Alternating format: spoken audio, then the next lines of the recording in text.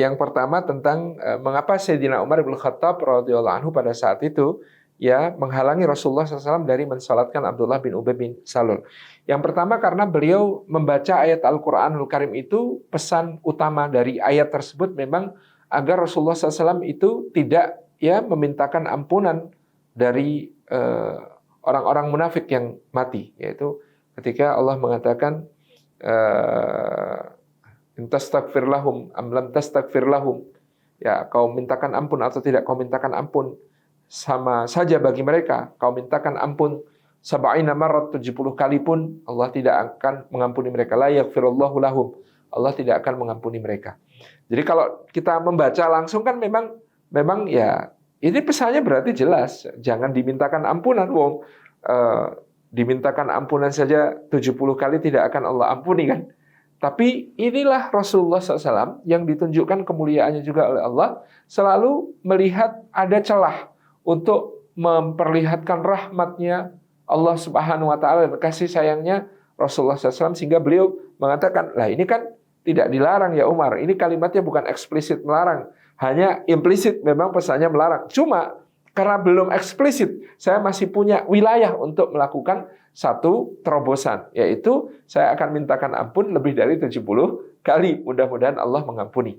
Dan Allah pun kemudian ya memberikan satu kesempatan itu ya pada Rasulullah SAW, ya, sampai kemudian akhirnya ketika itu dilakukan selesai, maka Allah menutup yang berikutnya dengan menyampaikan gitu ya, la takum fihi abadan.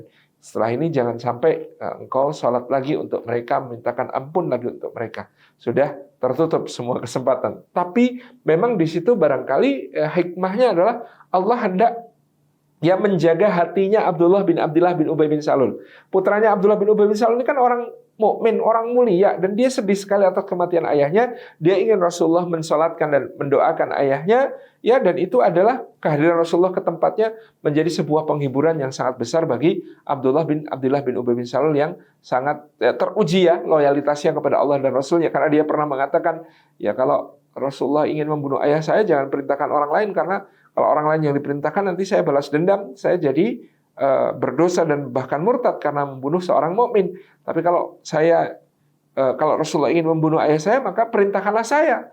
Betapapun saya sangat mencintai dan menghormati ayah saya, ya lebih-lebih adalah cinta dan ketaatan saya kepada Allah dan Rasulnya. Jadi ini peristiwa tersebut menyingkap kemuliaan-kemuliaan yang luar biasa. Tapi Sayyidina Umar juga tidak salah pada peristiwa ini. Sayyidina Umar tidak salah karena memang betul secara implisit sebenarnya kan Allah hendak melarang Rasulullah SAW memberikan penghormatan kepada orang munafik. Tapi ya Allah ya membuka kalimatnya sehingga Rasulullah masih bisa memberikan ya penghormatan kepada Abdullah bin Ubay bin Salul. Sebenarnya bukan menghormati bapaknya, tapi menghormati ya putranya yang seorang mukmin yang mulia ini. Kemudian yang kedua tentang hoax ya, memang ada kondisi yang kita hadapi di zaman ini mudah sekali yang namanya hoax itu ya menyebar dan secara masif ya kemana-mana. Maka tentu yang pertama-tama kita harus ya balik kepada petunjuk Al-Quran dan Sunnah dalam menyikapi berita yang beredar. Yang pertama, kafa bil mar'i kadiban ayyahdasa bikulli ma sami'. Setiap orang kok apa-apa yang didengar, apa-apa yang didapat itu disebarkan, apa-apa yang didengar kemudian dia katakan ulang ya. Kalau kita ya dapat berita datang kepada kita lalu langsung kita sebar, itu ya disebut oleh Rasulullah kafa bil mar'i kadziban. Cukuplah seseorang itu disebut pendusta kalau apa-apa yang didengar langsung disampaikan lagi, apa-apa yang didapat langsung di-share lagi, itu disebut sebagai pendusta. Maka kita jangan sampai menjadi seorang pendusta hanya gara-gara dikit-dikit share, apa-apa share, itu tidak boleh. Yang kedua adalah memastikan sesuatu sebagai kebenaran, ya, kebaikan, kemanfaatan, dan ada pahalanya sebelum disebarkan. Ya. Jadi kalau kita dapat kabar, berita, satu tanya, benar apa enggak? Verifikasi. Sekarang berbagai alat verifikasi juga sudah ada.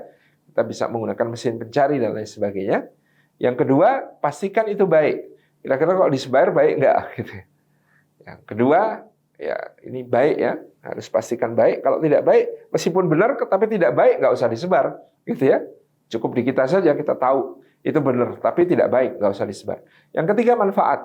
Udah benar, udah baik, tapi ada manfaatnya apa enggak? Kalau nggak ada manfaatnya, buat apa disebar? Gitu kan? Buat apa disebar? Yang keempat, berpahala apa enggak? Kira-kira ini benar, baik, bermanfaat.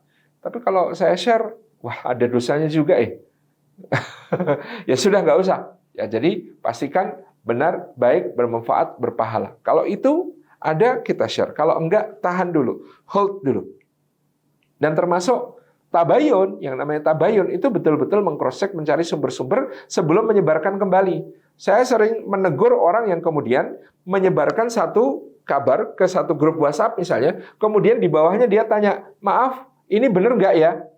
Loh kalau kamu belum tahu benar apa enggak, jangan dimasukkan ke grup gitu.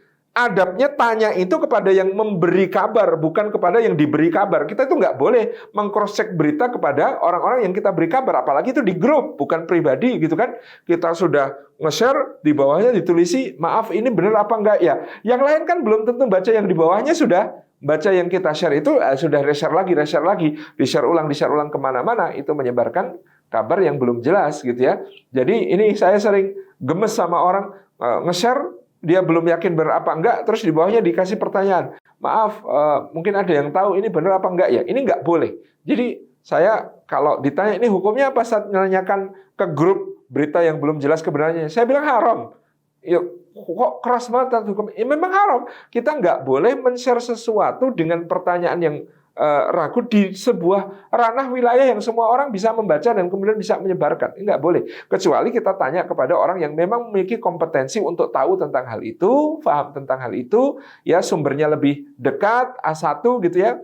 Berita tentang sebuah kantor, dia adalah karyawan di kantor itu yang kemudian memang mengetahui bagian itu. Ya kita tanya kemudian, kita kirim kepada dia, Mas, mohon maaf kok saya dapat share-sharean ini. Betul apa enggak ya? Nah itu boleh. Tapi kalau kemudian dia di-share di grup gitu ya, terbuka gitu, kemudian di bawahnya ditulisi ada pertanyaannya, maaf apa ada yang tahu ini benar apa enggak ya? Enggak boleh. Itu yang seperti itu tidak boleh. Iya karena takut sekali Sayyidina Umar, dia termasuk di dalam daftar orang-orang munafik itu. Iya. Dan itu yang menjadi contoh bagi kita yang kemudian dikatakan oleh Hasan Al-Basri ketika ditanya seorang muridnya, ya, kenapa guru selalu banyak beristighfar dan tampak sedih? Karena aku takut aku ini termasuk orang-orang munafik. Anda selevel Anda seorang imam takut bahwa diri Anda termasuk orang munafik.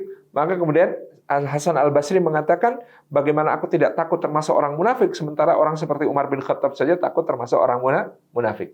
Demikian Allah.